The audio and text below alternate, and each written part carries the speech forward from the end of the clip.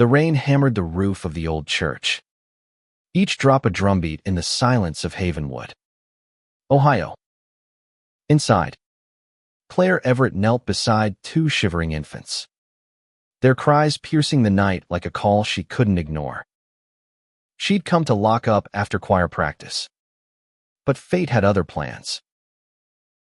20 years later, Claire stood in the same church, now crumbling, watching the twins she'd raised as her own Eli and Lila navigate a world that didn't always understand them. Havenwood was a small town, its heart rooted in tradition, its eyes quick to judge. Claire had fought for her twins, shielding them from whispers about their origins, two babies left in a pew, wrapped in a single blanket, with no note, no name, no trace of who they'd come from. Eli was the fire to Lila's calm. At 20, he wore his defiance like armor-leather jacket, sharp jaw, eyes that dared the world to challenge him. Lila, softer but no less fierce, carried her strength in quiet resolve. Her sketchbook always close, filled with dreams she rarely shared. Claire loved them both with a ferocity that had defined her life since that rainy night. But love, she'd learned, couldn't shield them from everything, not from the town's gossip, not from their own questions, and not from the secret that would unravel them all. It started with a letter, not addressed to anyone, just slipped under the church door one Sunday morning in October. Claire found it while sweeping the steps. The paper yellowed, the handwriting shaky but deliberate. The twins belonged to the legacy of Havenwood. Seek the truth in the choir loft. Her hands trembled as she read it, her mind racing. She'd always known the twins' past was a mystery, but she'd buried it, hoping love would be enough. Now, the past was clawing its way back. She didn't tell Eli or Lila. Not yet. She climbed the creaking stairs to the choir loft, her heart pounding as she pushed aside dusty hymnals and found a carved wooden box, small enough to hold in one hand. Inside was a locket, engraved with a single word, legacy. Beside it, a faded photograph of a young woman with eyes like Lila's, standing in front of the church. Claire's breath caught. Who was this woman? And why had she left her children behind? That night, Claire sat at the kitchen table, the locket hidden in her pocket, watching Eli and Lila bicker over pizza. Eli was restless, his leg bouncing under the table, his voice sharp as he argued with Lila about her latest art project. "You can't keep hiding in your sketchbook," he said, his tone softer than his words. Lila shot back, "And you can't keep running from who you are." Claire's heart ached at the truth in their words. Eli had been struggling, his late-night walks and guarded silences hinting at a storm inside him. Lila, too, seemed haunted, her sketches growing darker, filled with images of the church. The letter gnawed at Claire. She wanted to protect them, to keep the past buried. But the locket felt heavy, a weight she couldn't ignore. She decided to dig deeper, starting with the town's archives. Havenwood's library was a relic, its records a maze of birth certificates and old newspapers. Claire spent days poring over them, her eyes burning from microfiche glare.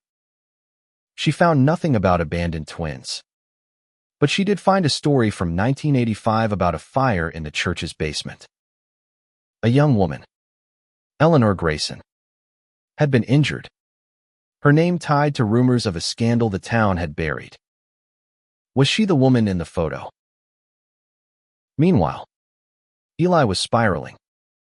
He'd always felt different, not just because of his unknown origins, but because of who he loved. Havenwood wasn't kind to boys like him, Boys who fell for other boys. He'd kept it hidden, even from Claire. But the weight of it was crushing him. One night, at a local diner, he met Sam, a barista with a warm smile and a knack for seeing through Eli's walls. Sam was openly gay, unafraid in a way Eli envied. Their late-night talks became a lifeline, but they also stirred something in Elia need to confront who he was, no matter the cost. Lila, too, was searching. Her sketches were no longer just art. They were clues. She'd started dreaming of the church, of a woman's voice singing a lullaby she swore she'd heard before. When she told Claire about the dreams, Claire's face paled, but she brushed it off, saying it was just imagination. Lila didn't buy it. She began sneaking into the church at night, her flashlight sweeping over pews and stained glass, looking for something anything that felt like answers. One evening, Lila found a loose floorboard in the choir loft. Beneath it was a bundle of letters, tied with twine, addressed to my twins. Her hands shook as she read the first one. I left you to protect you. The legacy is yours, but it comes with a price. Lila's heart raced. She didn't tell Claire or Eli. She needed to understand first. The letters spoke of a family secret, of a woman named Eleanor who'd loved someone she shouldn't have, someone the town had condemned. Claire, unaware of Lila's discovery, was unraveling. The locket, the photo, the fire, it all pointed to Eleanor Grayson. She tracked down an old pastor, now retired, who'd served during the fire.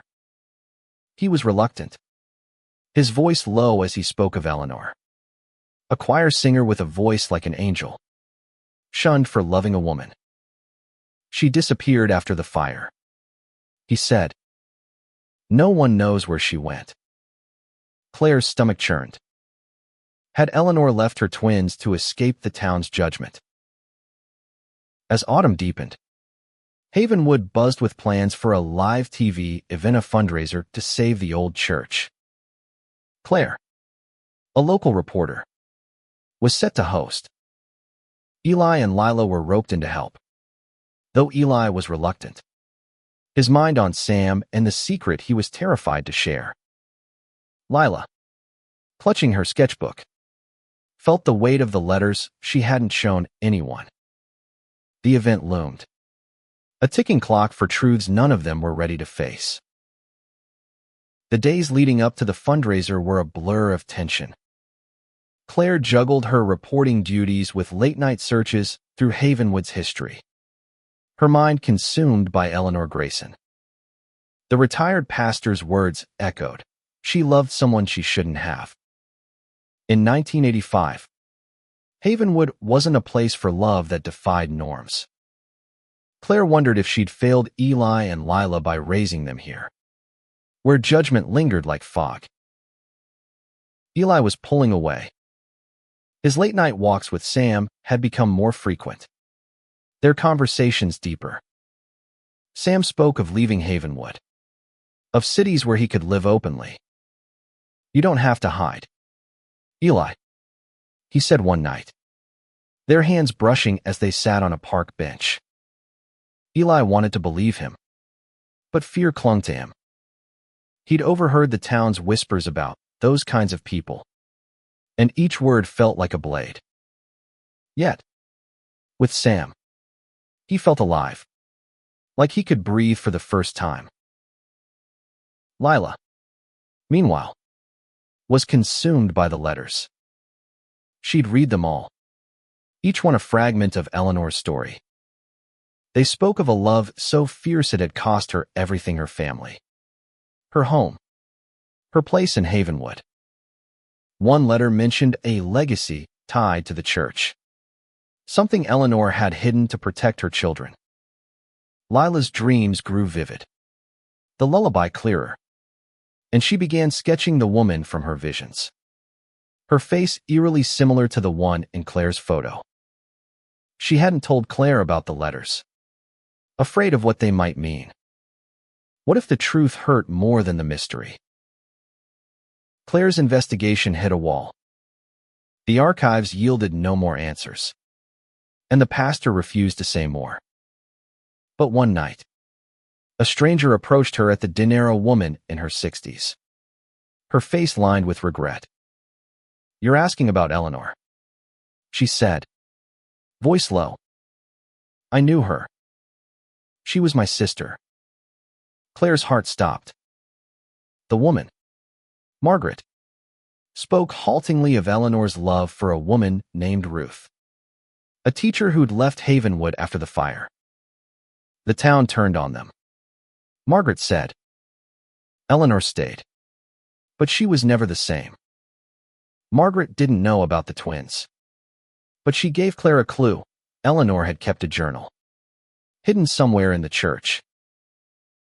Claire returned to the church, searching frantically. She found nothing but dust and memories.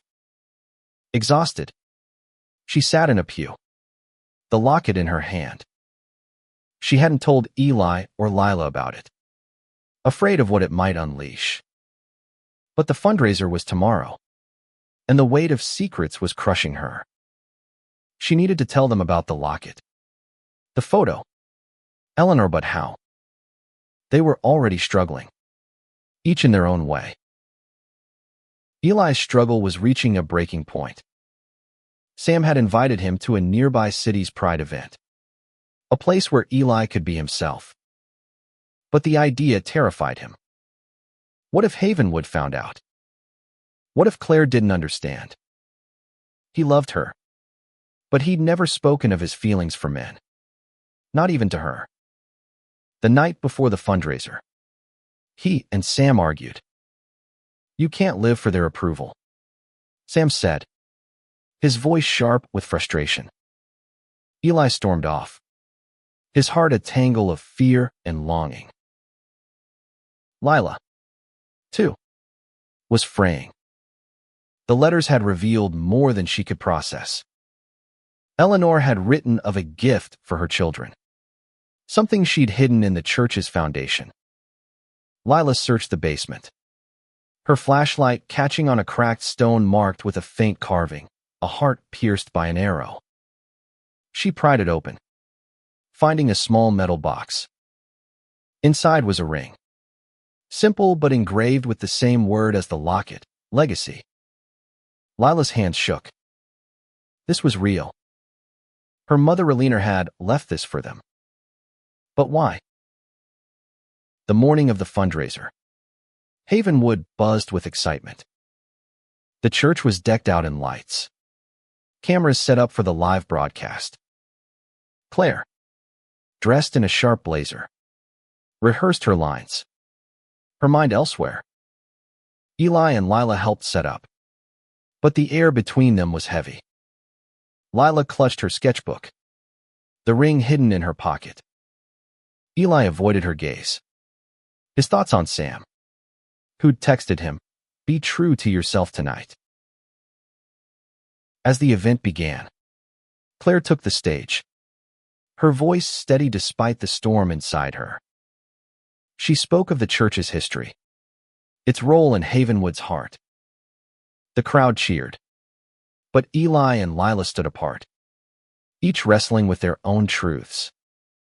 Lila wanted to tell Claire about the ring, the letters, but the cameras were rolling, and the moment felt wrong. Eli's heart pounded as he watched Claire, knowing he couldn't keep hiding. Then, in a moment that would change everything, Eli stepped forward. The cameras turned to him. The crowd hushed.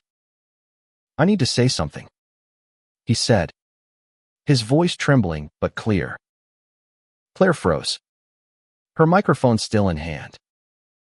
Eli looked at her, then at Lila, and finally at the crowd. "I'm gay," he said, the words ringing out on live TV. "And I'm tired of hiding it." The church went silent. Claire's eyes filled with tears. Not of shame, but of love. Lila reached for Eli's hand. Her own secret the ring. The letters burning in her pocket. The broadcast cut to commercial. But the real story was just beginning. The silence in the church was deafening. The weight of Eli's words hanging in the air like a storm about to break. The cameras had cut away. But the crowd's eyes stayed on him. A mix of shock, discomfort, and, in some, quiet admiration. Claire rushed to Eli, pulling him into a hug so fierce it silenced the whispers. "I'm so proud of you," she whispered, her voice breaking. Lila stood frozen, her hand clutching the ring in her pocket, torn between her brother's courage and the secret she hadn't yet shared. Backstage, chaos erupted. The producer, a wiry man named Tom, was frantic, barking orders to keep the broadcast on track. Claire, still holding Eli, ignored him. "Why didn't you tell me?" she asked softly. Eli's eyes were wet, his voice barely audible. "I was scared you'd love me less." Claire shook her head, her heart aching. "Never." But the moment was cut short as Tom ushered them back to the stage. The show had to go on. Lila's mind was racing. Eli's bravery had lit something in her. A need to uncover the truth about their past. She slipped away during the chaos, heading to the church basement. The ring felt alive in her hand, its engraving legacy a puzzle she needed to solve. The letters had hinted at something hidden in the church's foundation, something Eleanor had left for them. Lila knelt by the cracked stone again, her fingers tracing the heart and arrow carving. There had to be more. Above, the fundraiser continued, but the energy had shifted. Eli's announcement had split the crowd. Some clapped. Others whispered. Claire, back at the microphone, spoke with a fire she hadn't felt in years. "This church has always been a place of love," she said, her voice steady. "And love doesn't judge." Her words were for Eli, for Lila, for the town that had raised them and judged them in equal measure. Sam, watching from the back, smiled, his heart swelling with pride. Lila, in the basement, found another loose stone near the first. She pried it open, revealing a leather-bound journal, its pages brittle but intact. Her breath caught as she opened it. Eleanor's handwriting filled every page, a mix of diary entries and letters to her unborn children. "You are my heart." One entry read, "I loved Ruth, but Havenwood wouldn't let us be. I hid you to keep you safe, but the legacy is yours." Lila's eyes burned with tears. Ruth, the woman Margaret had mentioned. Their mother's love had been forbidden, just like Eli's. Upstairs, Eli was reeling. The crowd's mixed reactions had shaken him, but Sam's presence grounded him. "You did it," Sam said, pulling him aside. "You're free now?" Eli wanted to believe it, but the weight of Havenwood's judgment lingered. He hadn't planned to come out on live TV. It had just happened. A moment of raw truth he couldn't hold back. But now, he felt exposed, like the world could see every crack in his armor. Claire, meanwhile, was fielding questions from the crowd, her reporter instincts kicking in.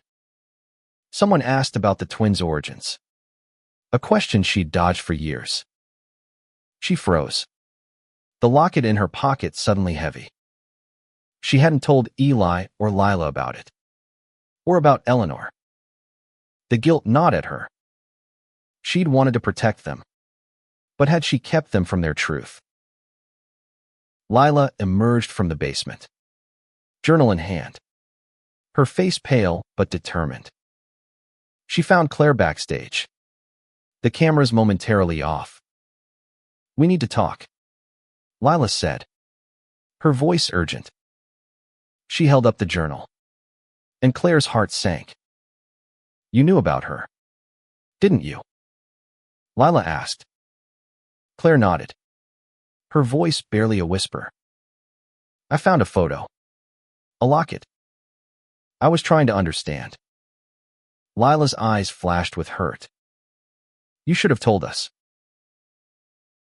Before Claire could respond, Tom called them back to the stage.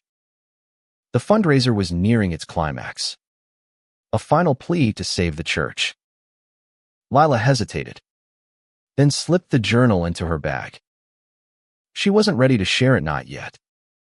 But as she stepped onto the stage, the ring in her pocket felt like a promise, a connection to a mother she'd never known. Eli, still shaken, joined them. The crowd's eyes were on him, but he felt lighter, like a weight had lifted. Claire took his hand, then Lila's, and for a moment, they were a family, unbroken by secrets or judgment.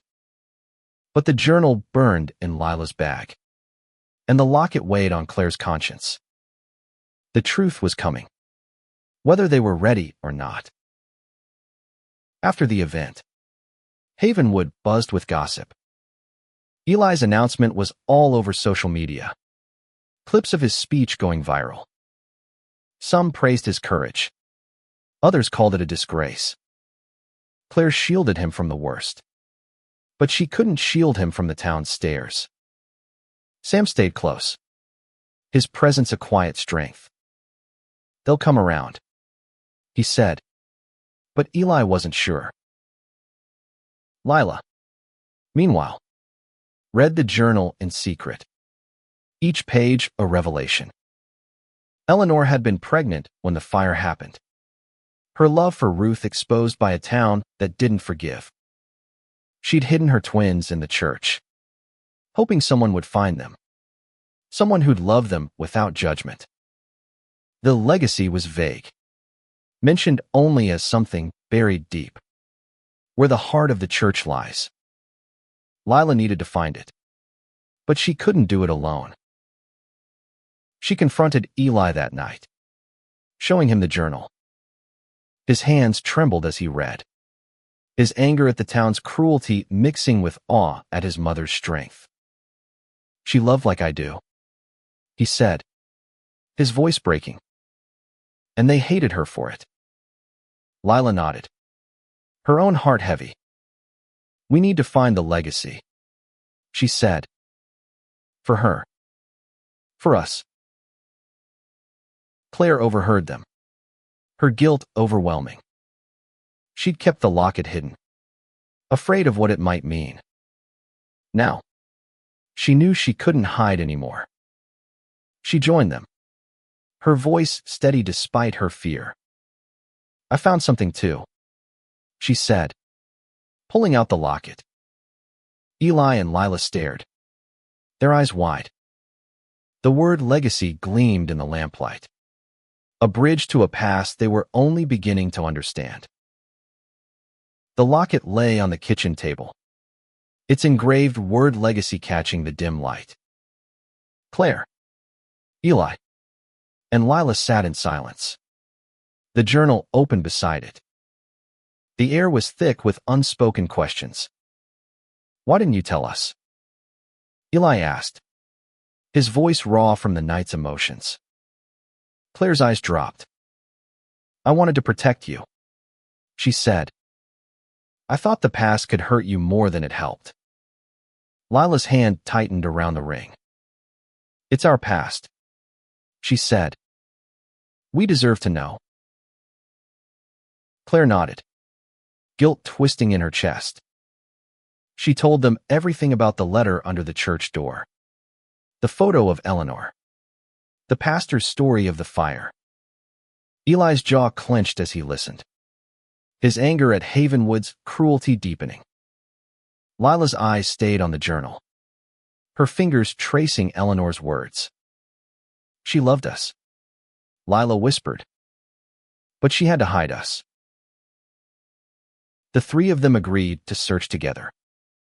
The journal hinted at something hidden where the heart of the church lies. They returned to the church the next morning. The fundraiser's decorations still scattered about. The basement was their focus, its cracked stones and dusty corners a map to their past. Eli, still reeling from his public coming out, felt a strange calm in the church's shadows. Lila led the way, her flashlight sweeping over the walls, searching for another clue. They found it near the foundation, a faint carving of a heart, larger than the one Lila had found. Eli pried it open, revealing a small compartment. Inside was a key, old and tarnished, with a tag that read, Havenwood Bank, Box 142. Claire's breath caught. A safe deposit box, she said. Eleanor left something for you there. The bank was across town, a brick building that had stood since Havenwood's founding. Claire drove, her hands tight on the wheel, while Eli and Lila sat in silence, the key heavy in Lila's hand. At the bank, the manager, an older woman named Mrs. Carter, recognized Claire from the broadcast. Heard about your boy, she said, her tone neutral but her eyes sharp. Eli stiffened, but Claire's hand on his shoulder kept him steady. The safe deposit box was small, its contents simple but profound, a stack of letters, a deed, and a small velvet pouch. The deed was for a plot of land just outside Havenwood, marked with Eleanor's name. The letters were addressed to Ruth, each one a love letter, raw and unfiltered. You were my home, Eleanor wrote in one, even when they tore us apart. The pouch held 2 rings, identical to the one Lila had found, each engraved with legacy. Lila's hands shook as she read the letters. Eli's eyes were wet, his voice quiet.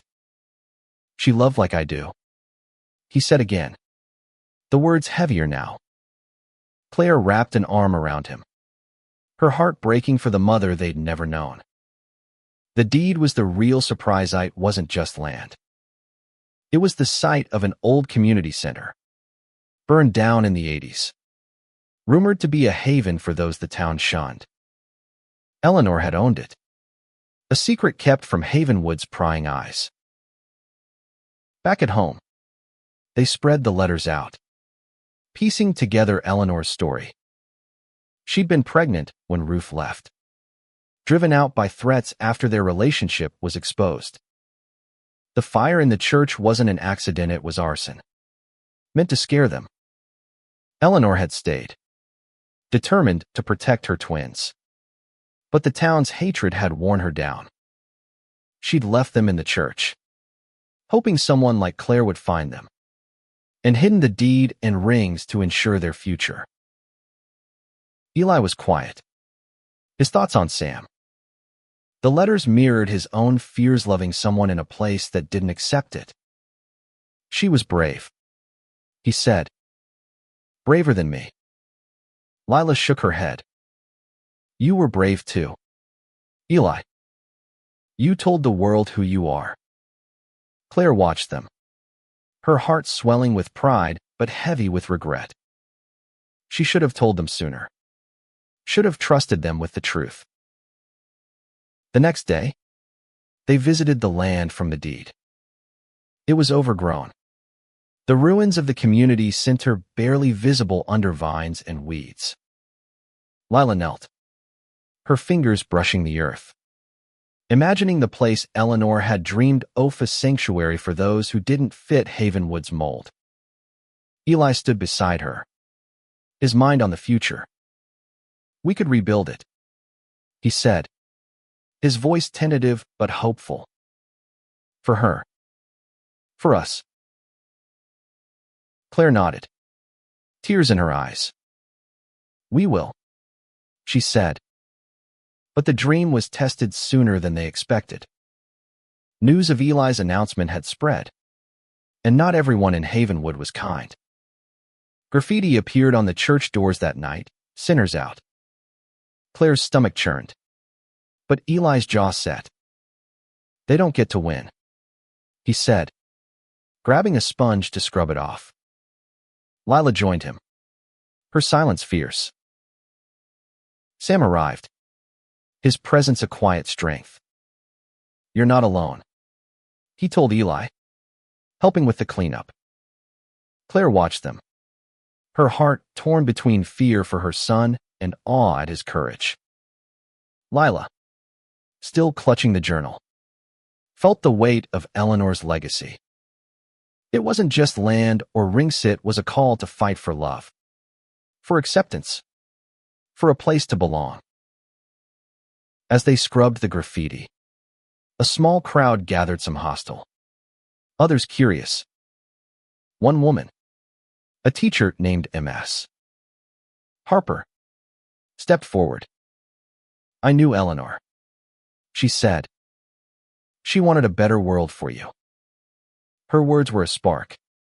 And soon, others joined the cleanup, their hands working alongside Eli and Lila's.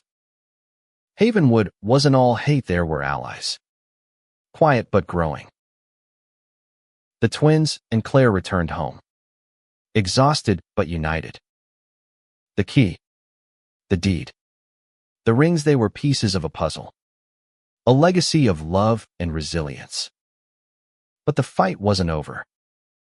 Havenwood was changing, but slowly, and the truth about Eleanor's legacy was still unfolding. The cleanup at the church marked a turning point, but Havenwood's divisions lingered. Eli woke to messages on his phone, some supportive, others cruel. He deleted the worst, but they stung. Sam's texts were a lifeline. You're stronger than their words.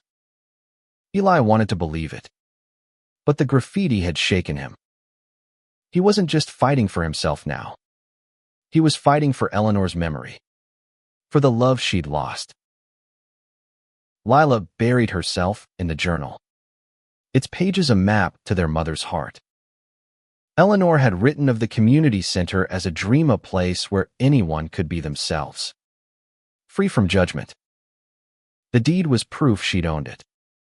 But why had she hidden it? Lila's sketches grew bolder, filled with visions of a rebuilt center, its walls covered in art, its doors open to all. She showed them to Claire, who saw the fire in Lila's eyes and knew this was more than a dream, it was a mission. Claire, meanwhile, was grappling with her role. She'd raised Eli and Lila with love, but she'd kept secrets, thinking it was for their good. Now, she saw the cost. She reached out to Margaret, Eleanor's sister, hoping for more answers. Margaret agreed to meet, her voice heavy with years of silence. At a quiet cafe, she told Claire about Eleanor's final days. She was broken after Ruth left. Margaret said, the fire was the last straw. She hid the twins because she feared the town would hurt them too. Margaret didn't know about the deed or the rings, but she mentioned a name, Daniel Holt, a lawyer who'd helped Eleanor before she disappeared. Claire tracked him down, finding an elderly man in a cluttered office. He remembered Eleanor vividly.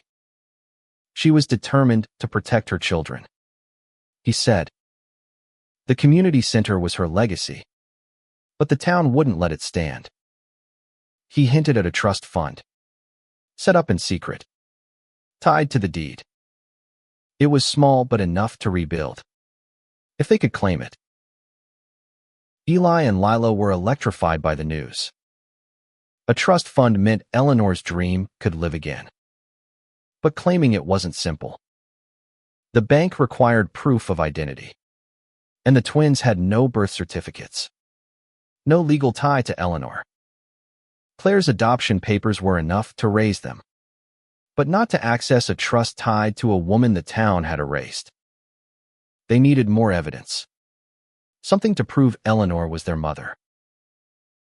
Lila returned to the journal, searching for clues. One entry mentioned a hospital in a neighboring town, where Eleanor had given birth. "I held you both," she wrote, "and knew I couldn't keep you." Lila's heart ached. She showed the entry to Eli, who was quiet, his thoughts on his own fight. "She gave us up to save us," he said, "like I'm trying to save myself." They drove to the hospital, a small facility with fading records. The clerk was hesitant, citing privacy laws, but Claire's reporter instincts kicked in. She charmed her way into the archives, where they found a faded file. Eleanor Grayson, admitted in 2005, gave birth to twins.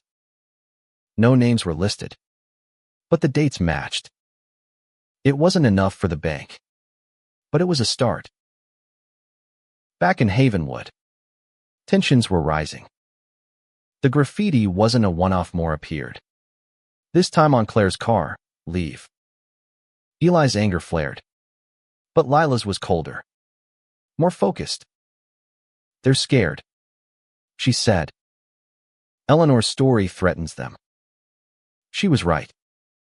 The town's older generation, those who remembered the fire, wanted the past buried.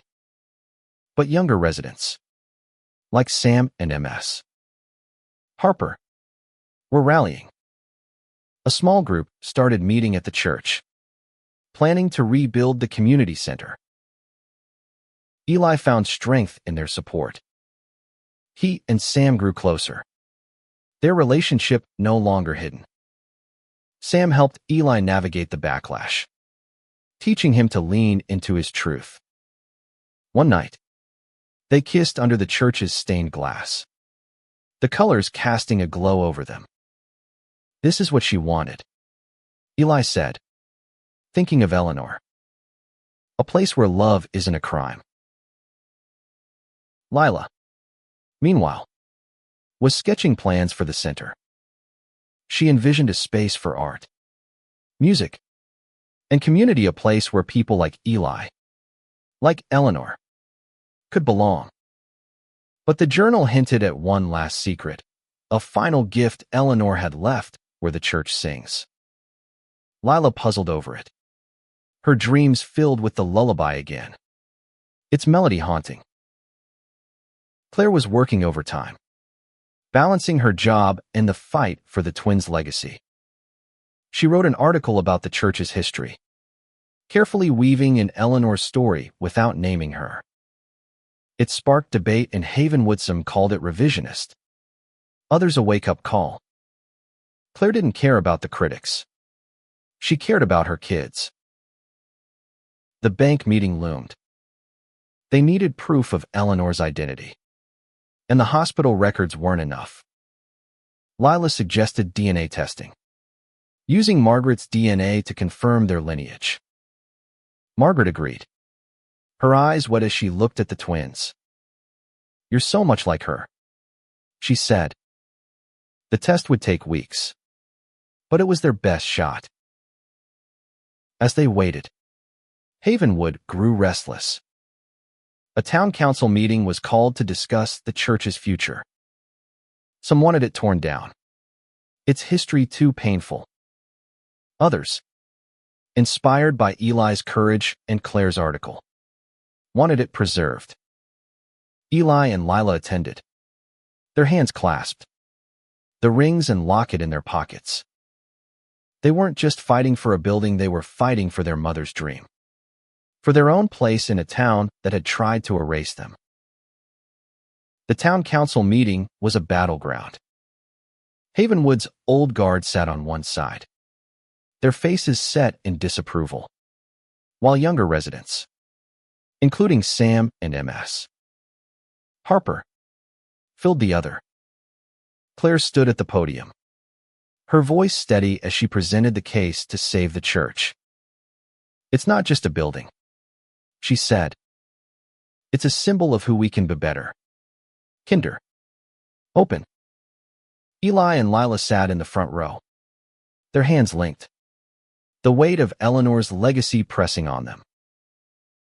The opposition was fierce. A councilman, Mr. Reynolds, argued the church was a relic, its history tainted by scandals like the fire. His eyes flicked to Eli, a jab that didn't go unnoticed. Eli's jaw tightened, but Sam's hand on his shoulder kept him grounded. Lila spoke next, her voice soft but unyielding. "This church gave us a home when we had none," she said, holding up one of her sketches, a vision of the community center reborn. The room stirred, some nodding, others scowling. The meeting ended without a decision, but the twins felt a shift. People were listening. Back home, Claire hugged them both, her pride fierce. "You're changing this town," she said. But the fight was far from over. The DNA test results were still weeks away, and the bank wouldn't release the trust fund without proof. The graffiti continued, each message a reminder of Havenwood's resistance. Lila couldn't shake the journal's final clue, where the church sings. She returned to the church alone, her flashlight sweeping over the choir loft. The organ, dusty but intact, caught her eye. She pressed a key, its note echoing through the empty space. The lullaby from her dreams filled her mind, and she played it, haltingly at first, then with certainty. The sound led her to a panel behind the organ, loose and unmarked. Her heart raced as she pried it open, revealing a small tin box. Inside was a letter, sealed, addressed to "My children." Lila's hands shook as she opened it. Eleanor's words were a whisper from the past. "The legacy is love yours. Mine. Ruth's. The trust fund is yours to rebuild what they destroyed. Live freely. My darlings." A folded document listed the trust's details enough to rebuild the community center, with a clause naming the twins as heirs. No DNA test required. Lila clutched the letter, tears falling. Eleanor had planned for this moment. She ran to find Eli and Claire, the letter in hand. They read it together, their voices breaking as Eleanor's love poured from the page. Eli's eyes lingered on "Live freely," a mirror to his own journey. Claire, overwhelmed, pulled them close. "She's still with you," she said. "And so am I." The bank accepted the letter, releasing the trust fund. It wasn't a fortune, but it was enough to clear the land, to lay a foundation, to start anew. The twins and Claire began planning, their vision taking shape. Lila's sketches became blueprints. Eli's passion fueled outreach to allies like Sam and MS. Harper. The community center would be a haven, a place for art, for love, for those who felt outcast. But Havenwood wasn't done fighting. A petition circulated to block the project, led by Reynolds and his allies. They called the center a danger to the town's values, their words dripping with the same hate that had driven Ruth away. Eli faced the brunt of it, his coming out a lightning rod. One night, he found his car vandalized, the word "freak" spray-painted across it. Sam helped him clean it, but the hurt lingered.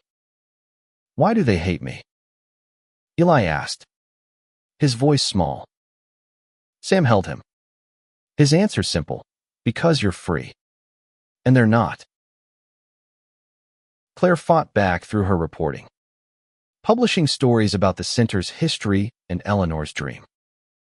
The articles gained traction, drawing support from beyond Havenwood. A crowdfunding campaign started, bolstered by Eli's viral moment on TV. Strangers sent messages of encouragement, some sharing their own stories of love and rejection. Eli read them late at night, his heart lighter with each one. Lila, meanwhile, was transforming. The journal and letter had given her purpose. She organized art workshops at the church, inviting kids and teens to create murals for the future center. Her quiet strength drew people in, and soon, the church was alive with color and laughter. A glimpse of what could be. Even Margaret joined, her hands trembling as she painted. Her connection to Eleanor a quiet bond with the twins. The council reconvened, the petition on the table. Claire, Eli, and Lila presented their case, backed by allies and the trust fund's legal weight. Lila showed her sketches. Eli spoke of a place where no one had to hide. Claire ended with Eleanor's letter, reading it aloud, her voice breaking on live freely. The room was silent, then erupted in applause not unanimous, but enough. The council voted to allow the project, a narrow victory that felt like a tidal wave. As they left the meeting, Eli took Sam's hand, unafraid. Lila clutched the letter, her heart full. Claire watched them, her family, and knew Eleanor's legacy was more than land or money. It was the courage to love, to fight, to build something better. The church stood behind them, its walls weathered but strong, ready to hold a new dream. Construction began on the community center, the land buzzing with volunteers and hope. Lila's blueprints guided the work, her vision of open spaces and vibrant walls coming to life. Eli took charge of outreach, his courage growing with each step. He and Sam led workshops, teaching kids about acceptance through music and stories. Claire documented it all, her articles weaving a narrative of healing that spread beyond Havenwood. But the victory was fragile. Reynolds and his allies didn't stop. They spread rumors, calling the center a recruiting ground for deviant lifestyles. The words cut deep, especially for Eli, who still faced stares and whispers in town. One evening, a brick was thrown through the church's stained glass window, shattering a panel of an angel. Lila found it, her heart sinking. They won't let her rest, she said, meaning Eleanor. Claire reported the vandalism, her anger fueling her words. The story caught the attention of a national news outlet, and soon, reporters descended on Havenwood, their cameras a spotlight on the town's divisions. Eli was wary of the attention, but Lila saw an opportunity. Let's show them who we are, she said. They organized an open house at the church, inviting the community to see the murals, hear the plans, feel the hope. The open house was a risk. Hundreds came, some curious, others hostile. Lila led tours, her sketches now framed on the walls. Eli spoke, his voice steady as he shared his story, not just his coming out, but his love for Eleanor, a mother he'd never met but felt in every choice he made. Sam stood beside him, their hands clasped, a quiet defiance. Claire watched, her heart swelling. The crowd wasn't all friendly, but the support was growing. Families, teens, even some of Reynolds' neighbors showed up, their presence a silent rebuke to the hate. A surprise came mid-event. Ruth. Margaret had tracked her down, now living in Chicago, and convinced her to come. She was in her 50s, her hair streaked with gray, her eyes carrying the weight of years. When she saw Eli and Lila, she froze, tears falling. "You're hers," she whispered, pulling them into a hug. She told them of Eleanor's love, her dreams for the center, her heartbreak when Havenwood turned on them. "She wanted you to have this," Ruth said, touching the rings they wore. Ruth's presence changed everything. She spoke at the open house, her voice raw but powerful. "Eleanor built a home for us," she said. "Not just a building, but a promise. Let's keep it." The crowd listened, some crying, others nodding. Even Reynolds, there to protest, was silent, his face unreadable. The event ended with a song-a lullaby Lila had transcribed from her dreams, played on the church's organ. It was Eleanor's melody, a bridge across time. The national coverage shifted the tide. Donations poured in, enough to finish the center and add a garden in Eleanor's name. The vandalism stopped, not because the hate was gone, but because the town saw something stronger: love, resilience, community. Eli and Sam grew bolder, their relationship a beacon for others. Lila's art became the center's heart, her murals telling stories of struggle and hope. Claire, watching it all, felt Eleanor's presence. She wrote a final article, not just about the center, but about the twins, their courage, their legacy. It was syndicated nationwide, a testament to what Havenwood could be. But she knew the fight wasn't over. There would always be those who resisted, who clung to fear. One night, Eli and Lila sat with Claire in the church, the new center's walls rising outside. They wore the rings, the locket shared between them. "Do you think she'd be proud?" Eli asked, his voice soft. Claire smiled, her eyes wet. "She is," she said. "And so am I." Lila nodded, her sketchbook open to a drawing of the center, complete with a sign, "Eleanor's Haven." The center's opening was set for spring, a symbol of renewal. But before that, one last piece of the legacy awaited. Ruth had stayed in Havenwood, helping with the project. She shared stories of Eleanor, filling gaps in the twins' hearts. One evening, she gave them a letter Eleanor had written to her, never sent. "You'll find your place," it read. "Our love will guide you." Eli read it aloud, his voice breaking, and Lila finished it, their hands clasped. The center wasn't just a building, it was a promise kept, a legacy reclaimed. Havenwood was changing, not overnight, but step by step. Eli and Lila were at the heart of it, their courage a mirror of Eleanor's, their love a defiance of hate. Claire watched them, her family, and knew they'd already won. Spring arrived, and with it, the opening of Eleanor's Haven. The community center stood where the old ruins had been, its walls bright with Lila's murals, its garden blooming with flowers in Eleanor's favorite colors, violet and gold. The church, restored but still weathered, loomed behind it, a reminder of where it all began.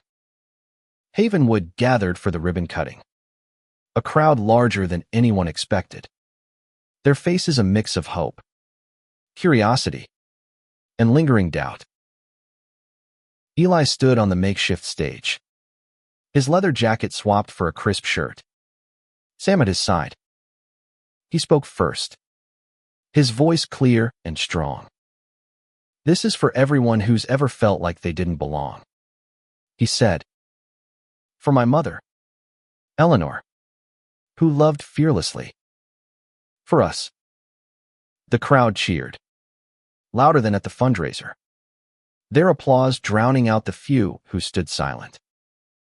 Lila joined him, her sketchbook tucked under her arm, a quiet smile on her face. "This is home," she said simply, and the ribbon fell, the doors opening to all. Inside, the center buzzed with life. Kids painted on easels, teens played music, and adults mingled in a space that felt alive with possibility. Ruth walked the halls, her eyes bright as she saw Eleanor's dream realized. She pulled Eli and Lila aside, handing them a small photo of her and Eleanor, laughing in a field. "She'd be here," Ruth said, cheering loudest of all. Claire watched from the sidelines, her reporter's notebook empty for once. She didn't need to write this moment, she needed to live it. Her twins, her family, had built something extraordinary. She thought of the night she'd found them, two tiny souls in a church pew, and how far they'd come. The locket, now worn by Lila, gleamed in the sunlight, its word legacy a promise kept. The day wasn't without tension. Reynolds and a few others stood outside, their signs quieter now but still present. Eli saw them and hesitated, but Sam squeezed his hand. "They don't matter," he said. Eli nodded, stepping into the garden, where a plaque read, "In memory of Eleanor Grayson, who loved without fear." He traced the words, his heart full. Lila led a tour, showing off the art studio, the music room, the quiet corner for those who needed peace. A teen approached her, shy but determined. "I'm like your brother," he whispered. "Is this place really for me?" Lila hugged him, her answer fierce. "Always." She thought of Eleanor's letter, its call to live freely, and knew this was the legacy, a place where no one had to hide. As the sun set, the community gathered in the garden for a final moment. Lila played the lullaby on a portable keyboard, its notes carrying over the crowd. Eli joined her, his voice soft as he sang the words they'd found in Eleanor's journal, "Sleep, my loves. The world will wait." The crowd joined in, some knowing the melody, others learning it, their voices a chorus of healing.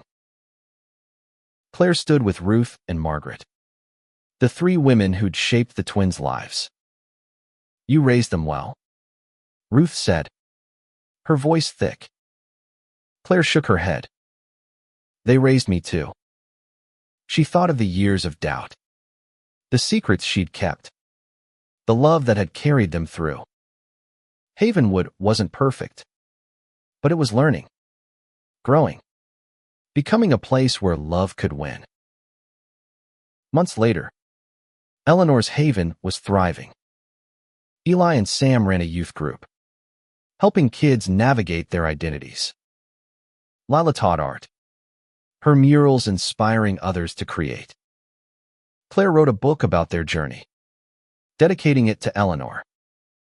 The town still had its detractors, but their voices were quieter now, drowned out by the laughter and music from the center. One evening, Eli and Lila sat in the church, the locket and rings between them. "Do you think we did enough?" Lila asked, her voice soft. Eli smiled, his eyes on the stained glass window, now restored. "We did more than she dreamed," he said. They stood, hand in hand, and walked into the garden, where the flowers glowed under the stars. The legacy wasn't just the center, the rings, or the trust fund. It was the courage to love, to fight, to build a home for those who needed it. Eleanor's love had carried them here. And now, they carried it forward. A light that no darkness could extinguish.